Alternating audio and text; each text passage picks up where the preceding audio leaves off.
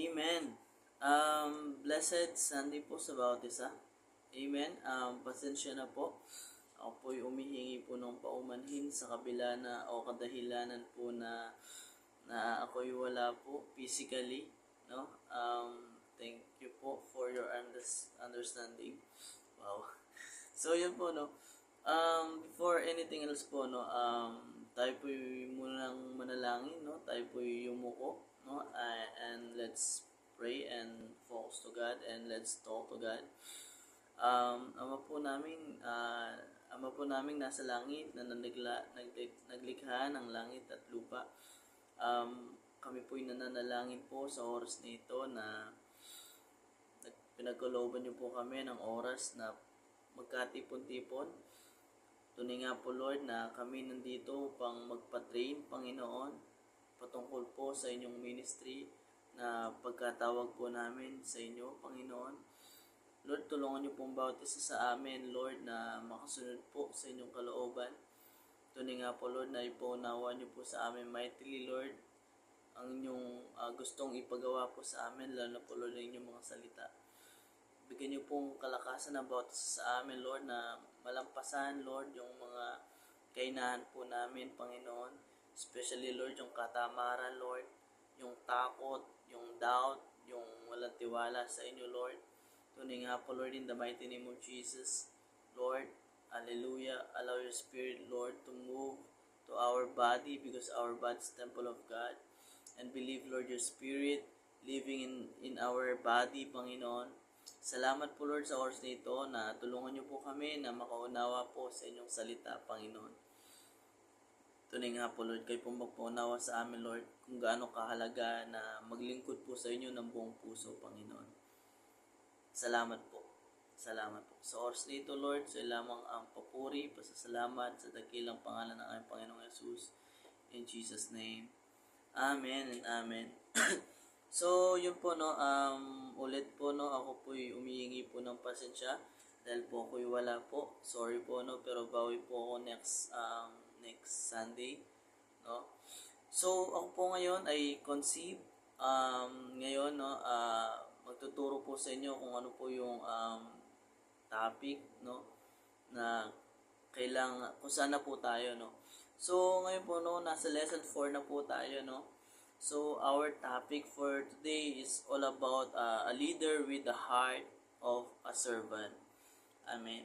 So, sino pong nakapagbasa ng ating reading, no?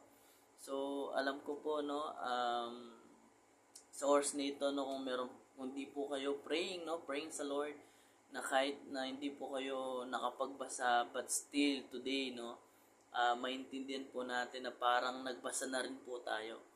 Amen. So, isipin po natin, ano po yung pagkaunawa po natin sa title na ito. Amen. A leader with the heart of a servant. Isipin po natin, ano po ba yung meaning nun para po sa inyo? Kasi iba-iba po tayo ng meaning nun eh. Amen. A leader with the heart of a servant. Amen.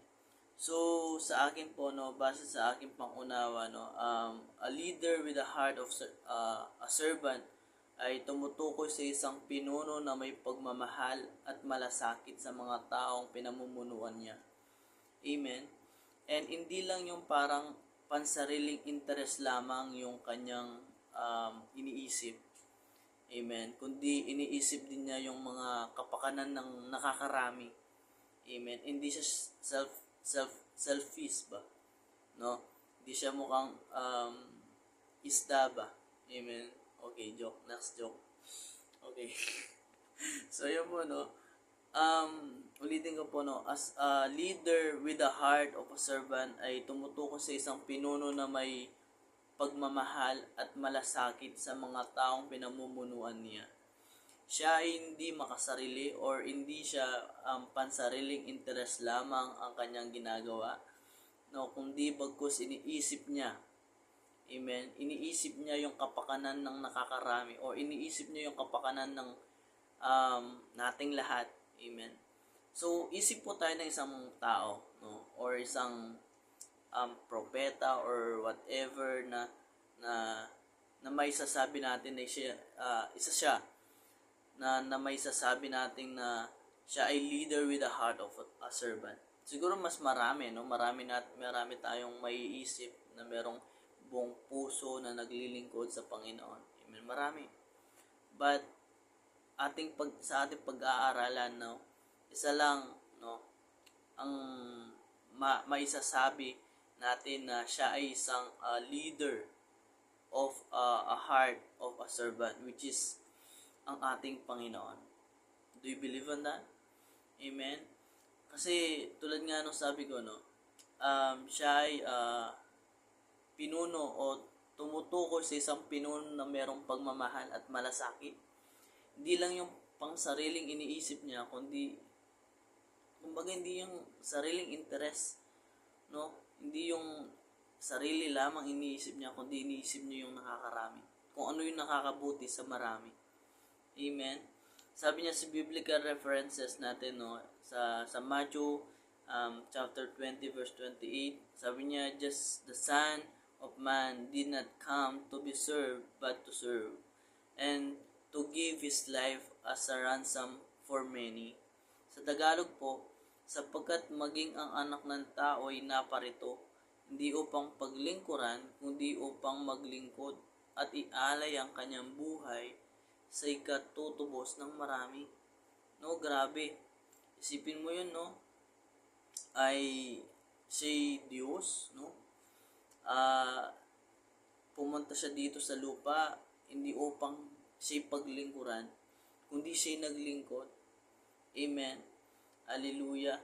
Isipin mo, siya Diyos ng mga Diyos, hari ng mga hari. No? Hallelujah. Siya nagpakababa. No?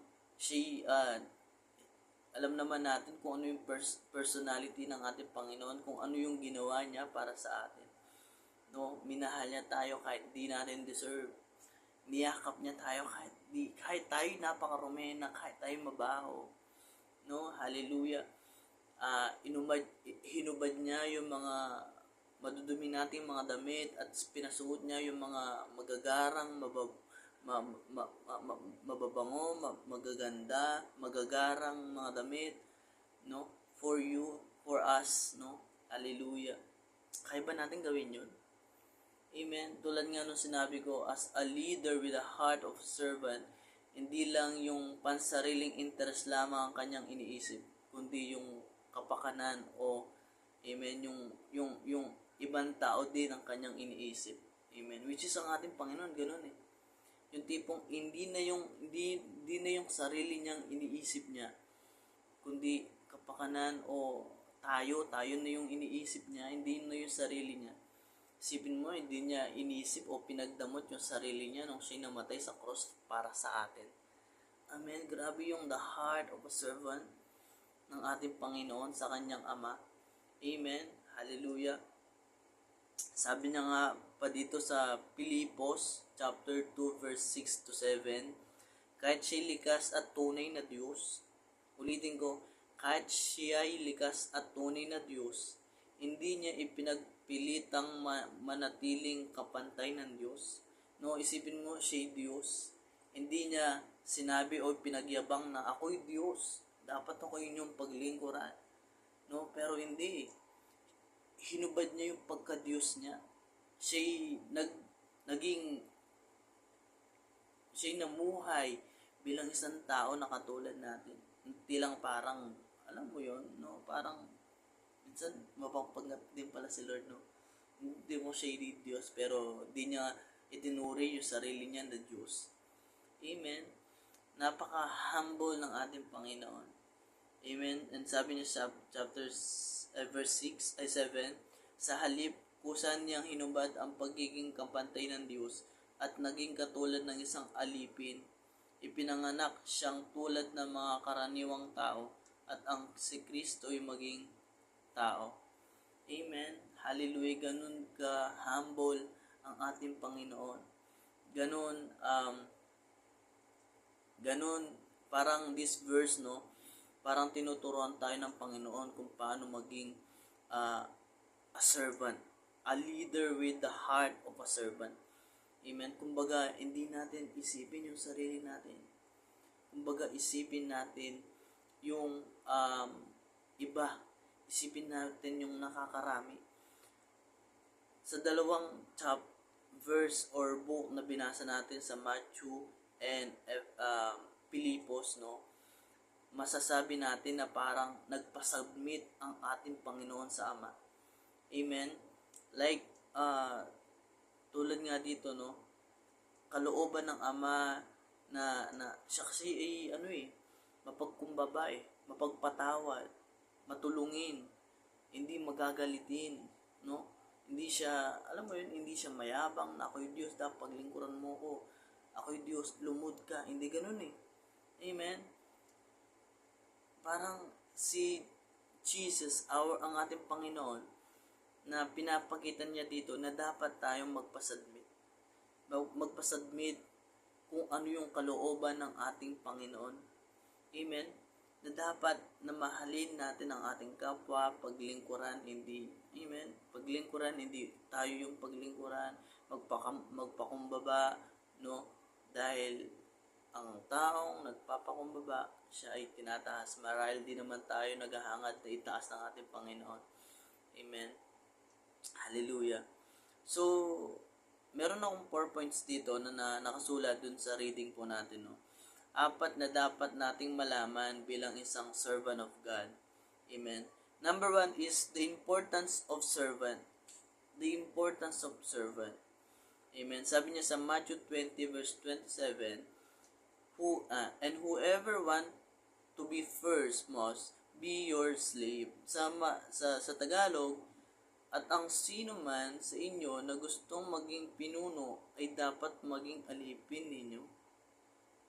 Amen. Sabi niya, kung sino man gustong maging pinuno o hari, dapat dumaan muna siya sa pagiging alipin o slave. Sabi niya, Panginoon. Amen. Sino ang naniniwala, no, na ang ating Panginoon ay isa siyang 100% God and 100% human, or isang 100% tao, no? Dahil, hallelujah, makikita natin dito na sinasaktan, no? Meron siyang katawan. Marahil din natin siya nakita, pero yung mga taong nauna nakita siya, amen. No, kumbaga kung ano yung tayo na pagiging tao, ay ganun din siya. Kung tayo nasasaktan din siya. Kung tayo nasusugatan, nasusugatan din siya. Kung ano tayo, naramdaman din niya. Amen? So,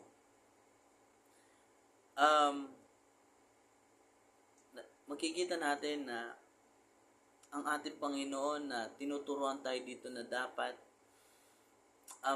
tayo ay magpakumbaba. Amen? Kung gusto natin maging mataas, marahil di naman tayo nag-aangat, dumaan muna tayo sa mababa. Kung gusto mong pagpalain ka ng Panginoon, maging pagpapala ka muna. Amen? Kasi ito sabi niya ang sino man sa inyo na gustong maging pinuno ay dapat maging alipin ninyo. Kapag pinuno ka, bless ka. Like kumbaga, hari ba? Kapag hari ka, punong-puno ka ng mga pagkain. Kapag meron kang inutusan, susunod sila sa'yo. Meron kang mga gwardya, meron kang mga kayamanan, kung anong gusto mo. Pinuno hari, kumbaga, meron kang kaya o meron kang kapangyarihan. Pero, dapat maging alipin ka muna kung gusto mong makamit yun.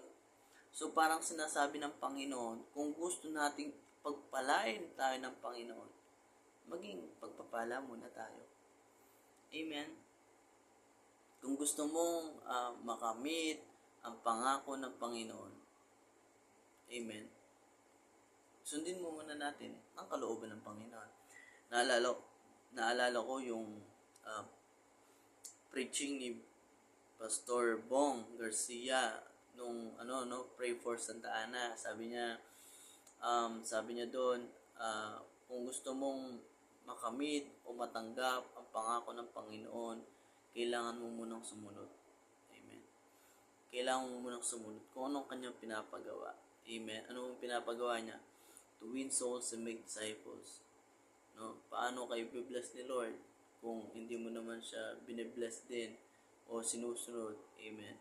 So, kumbaga, lahat ng tama niya, alam mo yun, yung sa upo mo, mahulog ka sa upuan mo dahil parang natatamaan ka, no? So, yung tipo parang gusto mo nang magtago. Amen. Pero, you know what? Number one, the importance of service. Lahat tayo, service kasi parang naglilingkod tayo. Amen. So, ibig sabihin dito, kapag tayo ay naglilingkod, hallelujah, kapag tayo ay sumusunod, kapag tayo ay ginagawa yung kalooban ng Panginoon, yung the word of importance ay merong pangako yun. Meron tayong pangako o meron tayong matatanggap sa Panginoon. The importance of service. Service, yung paglingkuran natin ng Panginoon. Yung importante dun ay meron tayong mapapala kapag tayo ay susunod. Naintindihan po ba natin? Gets po ba natin? When you obey, do not worry. And don't scared. Dahil kung paano nangako ang ating Panginoon kay Propeta Isaiah, ganun din ang sinasabi ng Panginoon sa iyo. Ano ba ang sinasabi ng Panginoon kay Propeta Isaiah? Sabi niya sa Isaiah 42 verse 1 to 4. Basahin po natin, no? Sabi niya sa Isaiah 42 verse 1 to 4. Pakinggan niyo po. Sinabi ni Yahweh, narito ang lingkod ko na aking hinirang. Sino bang hinirang dito? Ang aking pinili at lubos na kinalulugdan. Sino bang pinili dito? Amen, ako'y naniniwala, pinili ka ng Panginoon. At pinili tayo ng Panginoon. Ibinuhos ko sa Kanya ang aking espiritu. Sino ba? Sino bang merong espiritu ng Panginoon dito? Amen. At siya ang nagpapairal ng katarungan sa mga bansa. Hindi siya nakikipagtalo o nakikipagsigawan, ni magtaasan ng boses sa mga lansangan. Ang marupok na tamboy hindi niya babaliin. Ilaw na aandap-andap hindi niya papatayin. Katarungan para sa lahat ang kanyang paiiralin. Hindi siya mawawala ng pag-asa o masisira ng loob. Hanggat katarungan ay maghari sa daigdig, ang malalayong lupain ay buong pananabik na maghihintay sa kanyang mga turo. Grabe, oh. Ang Diyos na si Yahweh ang lumikha ng kalangitan. Nilikha rin niya ang lupa at nagbigay buhay sa lahat ng bagay dito sa mundo, daigdig. Kaya't sinabi ng Diyos na si Yahweh sa kanyang lingkod, akong si Yahweh ang tumawag sa iyo sa katuwiran. Akong si Yahweh ang tumawag sa iyo sa katuwiran. Binigyan kita ng kapangyarihan upang pairalin ang katarungan sa daigdig. Sa mugitan mo ay gagawa ko ng kasunduan sa lahat ng tao at sa mugitan mo ay dadalhin ko ang liwanag sa lahat ng bansa. Ikaw ang magbubukas sa mga mata ng mga bulag at magpapalaya sa mga bilanggo ng kadiliman. Ako si Yahweh, yan ang aking pangako, walang makakaangkin sa aking karangalan. Ang papuri sa akin, hindi sa Diyos-Diyosan. Ang mga dating pahayag ko ay natupad na. Mga bagong bagay ang sasabihin ko ngayon bago pa mangyari ang mga ito. Amen. This verse, no, or this book, no, ito ay sinabi ng Panginoon kay Isaiah. Kasi si Isaiah, nakita niya ang Panginoon sa langit, no, nagkaroon siya ng pangitain o nakita niya talaga ang Panginoon na kung saan ay nasa langit na nakaupo sa kanyang trono, sinasamba siya ng mga anghel, no? And natanong ng Panginoon na sino ang akin susuguin sa mga taong ito dahil sila naliligaw, dahil di nila alam yung tama at mali. Sumagot si Isaiah, and ako po Panginoon, sabi niya. Grabe, no, naghahanap ang Panginoon ng taong susuguin upang ang mga tao ay makarinig, manumbalik sa Panginoon. And Isaiah, no, sabi niya, ako po Panginoon, suguin niyo po ako. And then this book, no, sinabi ng Panginoon, no, umayo ka, sabi niya, hallelujah, sabi niya, ako ang Panginoon na tumawag sa iyo para ipakita ko ako'y matuwid. Tutulungan at iingatan kita, at sa magitan mo gagawa ako ng kasunduan sa mga tao, gagawin kitang ilaw na magbibigay liwanag sa mga bansa, para imulat ang mga mata ng mga bulag. Ibig sabihin ng Panginoon dito, para imulat ang mga mata ng mga bulag. Hindi naman sila bulag literal. I mean, bulag sila sa katotohanan. I mean, hindi nila alam yung totoo, which is, meron silang paniniwala o belief o faith na mali, which is bulag na sinasabi na mali. But nandito tayo like Isaiah na tinatawag ng Panginoon, na sabi niya, para imulat mo ang mga mata ng mga bulag at magpalaya sa mga binihag na ikinulong sa madilim na bilangguan. So tayo ay magpapalaya sa mga taong nakakulong sa madilim, which is tayo noon, no, bulag tayo nakakulong sa kadiliman, no, hallelujah, tayo ay walang pananampalataya, bulag yung mali yung paniniwala natin, no, because of God sent Isaiah, no, sa ating buhay, hallelujah, kaya tayo'y nakalaya, tayo ay namulat, no, tayo'y nakalaya sa madilim. Tayo ay, no, nagkaroon tayo ng liwanag sa ating mga mata, which is bulag. Nagkaroon tayo ng, amen. And ganun din. God telling us, like Isaiah, kung ano sinabi ng Panginoon kay Isaiah, ganun din ang sinasabi ng Panginoon. Tutulungan kita, gagabayan kita, gagamitin kita.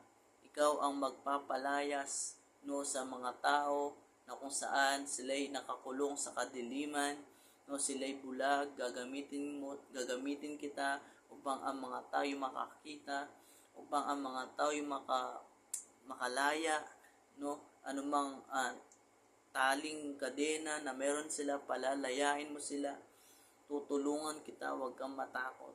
Amen. Sino ba ang tutugon? Amen. Sino ba ang sasagot like Isaiah? Panginoon, ako po. Gamitin niyo po ako. Amen. Hallelujah. So, kapag tayo ay sumunod, the important of service. Hallelujah. The important of service. Important means importante. Hallelujah. I mean, meron tayong matatanggap kapag tayo ay naglingkod, which is service.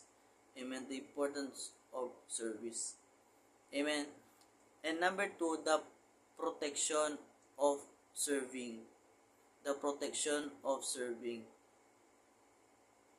You know what? Sino nakakakilala kay Joshua? Na kung saan si Joshua, siya ay pinaglingkuran niya ang ating propeta o ninuno na si Moses. Kumbaga kanan kamay ni Moses si Joshua. Na kung saan na abang si Moses nagpapagamit sa Panginoon, na kung saan ginamit ng Panginoon si Moses upang makalaya ang mga Israelita. At kanang kamay ni Moses si Joshua. And si Joshua nagpapagamit sa Panginoon, no, through Moses. I mean, kumbaga, kanang kamay ni Moses si Joshua. So si Joshua, kumbaga si Joshua leader niya si Moses. Tama ba? So yun po, no. And according to my research, no, 40 years daw na naglingkod si Joshua kay Moses. Tama ba?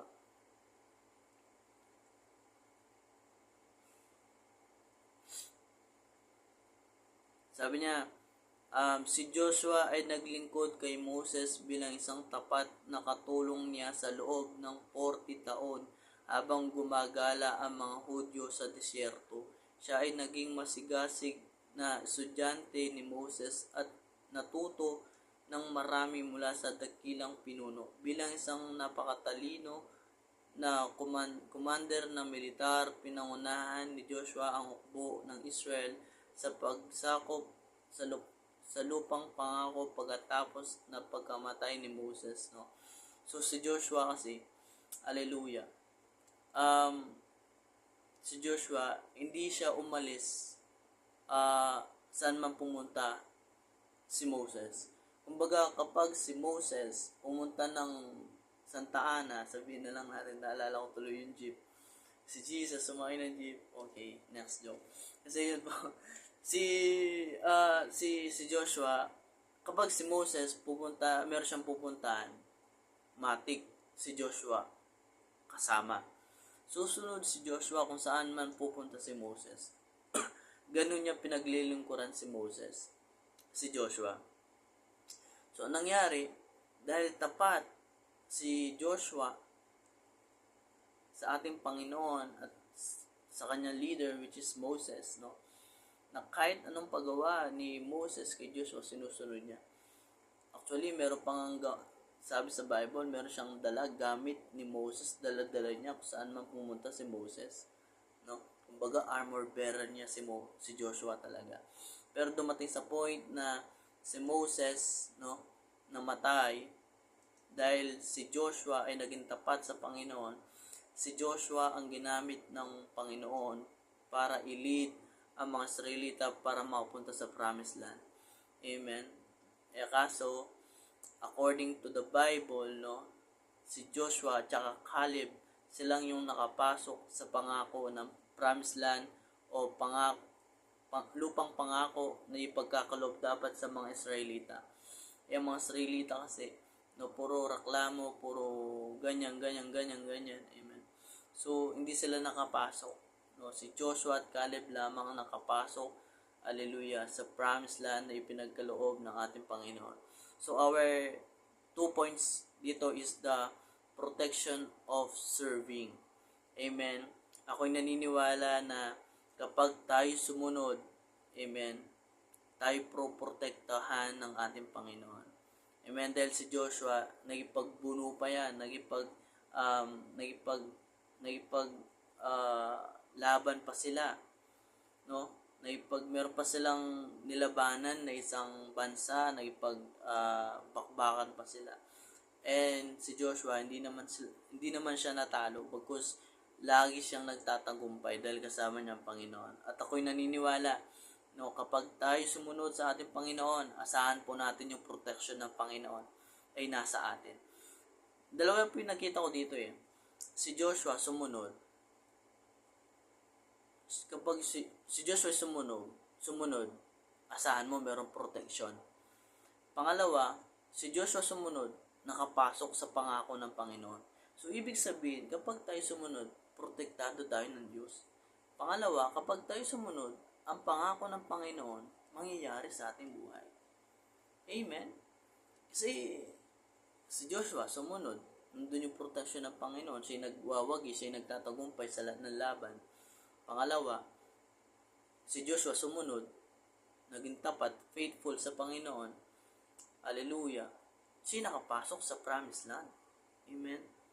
So, pag tayo sumunod, asahan natin. Hallelujah. Asahan natin nandun yung protection ng Panginoon at nandun yung pangako ng Panginoon na mangyayari sa atin.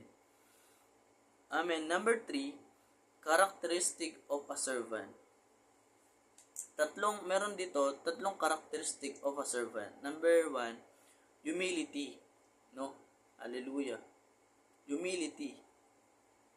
Mapagpakumbaba. Na kung saan ang ating Panginoon ay nagpakumbaba. Na kahit siya Diyos, makapangyarihan, hallelujah, ay meron ba naging mayabang sa mga lingkod ng Panginoon? Wala, no? Meron ba? So, God teaching us right now na as a servant, magkaroon tayo ng characteristic bilang isang humility. Mapagpakumbaba. Amen? Philippians chapter 2 verse 8. And being found in appearance as a man, he humbled himself. Sa Tagalog, nagpakumbaba siya at naging masunurin hanggang kamatayan.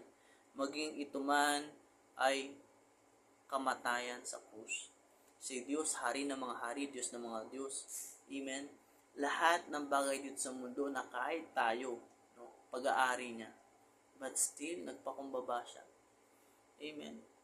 Hallelujah. Di niya deserve na mapakon sa cross na dapat sa atin yun. He humble himself. Si Diyos, hinubad niyo yung pagka-Diyos para sa atin. Kaya God teaching us, all of us, na magpakumbaba tayo. Amen. Kahit gaano kataas o meron man tayo, always remember na magpakumbaba. Ang Diyos ang nagbibigay, ang Diyos din ang kumukuha. Amen. But God teaching us today, kung ano man na meron tayo, kahit na ano man ang na-achieve natin sa buhay, always humble yourself. Amen. So, number 2, obedience. No?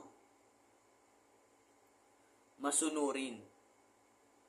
Philippians chapter 2, verse 8 again.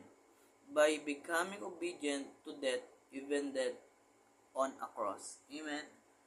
Siya, like Jesus, sumunod siya sa kanyang ama na dun sa Gethsemane nung siya mananalangin na, no, na kung saan oras na ng kanyang kamatayan para, no, ulihin siya. Sabi niya, Father, your will be done, no, not my will, sabi niya. Ang kalooban po ninyo nawa masunod, di po ang aking sarili, no. Sumunod siya sa ating Panginoon. Amen. Sumunod siya na kahit alam niya na kung ano yung dadanasin niya, na kahit na alam, dahil alam niya Amen. God is all-knowing. No, alam niya lahat. That moment, no, sumunod siya sa kanyang ama na kung saan hanggang kamatayan susunod po ako. At nakita naman po natin siya sumunod. Hindi siya lumaban. I mean, hindi siya nag-disobey. Bagkus talagang tinayuan niya kung ano yung pinapagawa ng Ama sa kanya. And ganun din po, tinuturuan po tayo ng Panginoon na sumunod. Na magkaroon po tayo ng humility at obedience sa ating mga buhay bilang isang servant of God. And number 3 is faithfulness. Luke chapter 22 verse 42 to 44. Father, if you are willing, take this cup from me, yet not my will, but your will be done.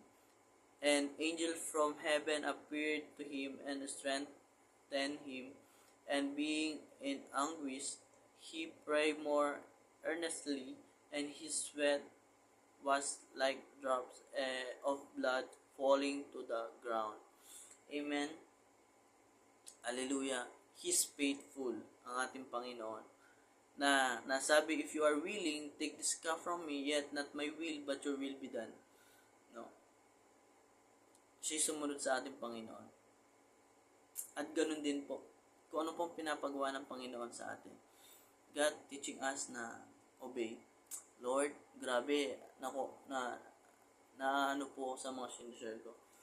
Di lang po kayo yung mga tinuturuan ng Panginoon, which is ako din, na parang sinasabi din ng Panginoon, hindi lang parang sinasabi talaga ng Panginoon na, GM, obey. GM, be faithful. Amen. So, di lang po kayo yung tinuturuan ng Panginoon, which is ako din.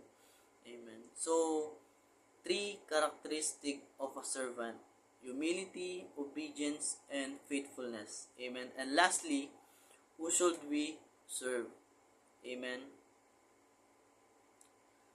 Sabi niya sa Romans 6 verse 22, but now that you have been set free from sin, have become servant of God. Amen. Sa Tagalog po, Romans 6 verse 22, sabi niya dito, Ngunit ngayon pinalaya na kayo mula sa kasalanan at naging alipin na ng Diyos. Ang natamo ninyo ay isang buhay na banal at ang ibinubunga nito ay buhay na walang hanggan. Amen. So tayo ay pinalaya na sa ating mga kasalanan. So ngayon dahil tayo ay pinalaya na ng Panginoon, hallelujah, anong gagawin natin? Amen. Merong story sa Bible which is si Peter and John na nagbabahagi sila ng salita ng Panginoon at pinagbawalan sila.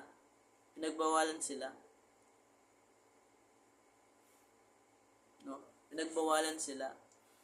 Pero si Peter, hallelujah, pinaglaban niya talagang Panginoon na kung saan sabi niya, sino ang aming papakinggan o susundin? Ikaw ba o ang Diyos? No? Kasi itong mga Pharisees yata ayaw nila na i-share o nakakalat ang pangalan ng ating Panginoon. So si Peter and John, they're sharing the gospel, and the Pharisees, no, nakita nila, narinig nila na binabahagi nila ang Panginoon, and then pinagalitan sila. So nangyari yun nga, no, sinong papakinggan namin? Ikaw ang aming Panginoong Jesus.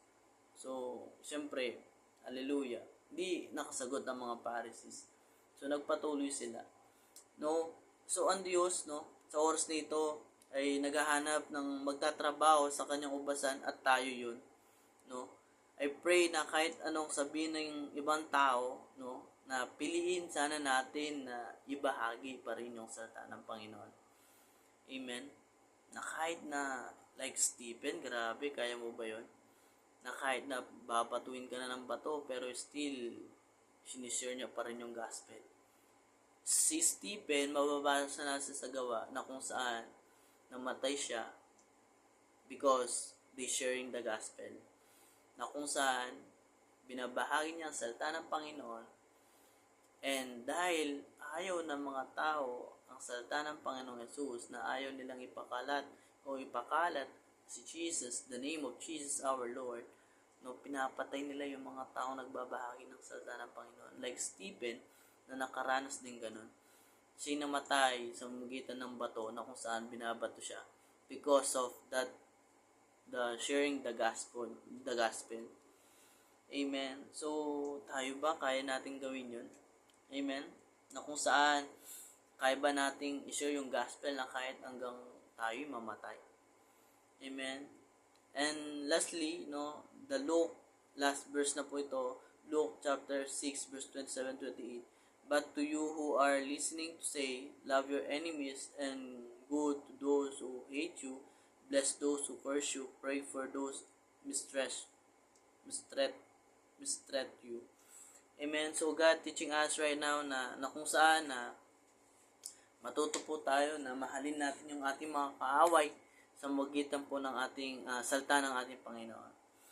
So sa oras nito, we pray, no, na-develop po yung ating pagiging servant of God, na kung saan ay magkaroon po tayo ng obedience, humility, and faithfulness to God.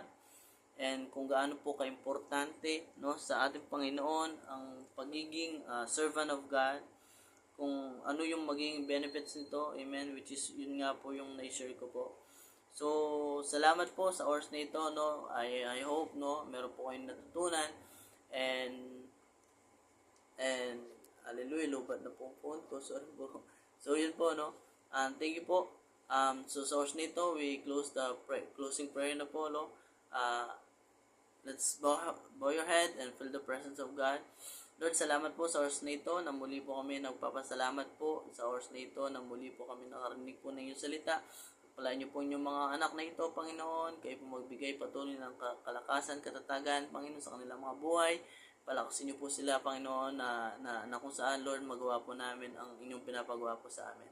Salamat po, Lord. Salamat po. This is our prayer today, Lord, in Jesus' name. Amen and amen. God bless po.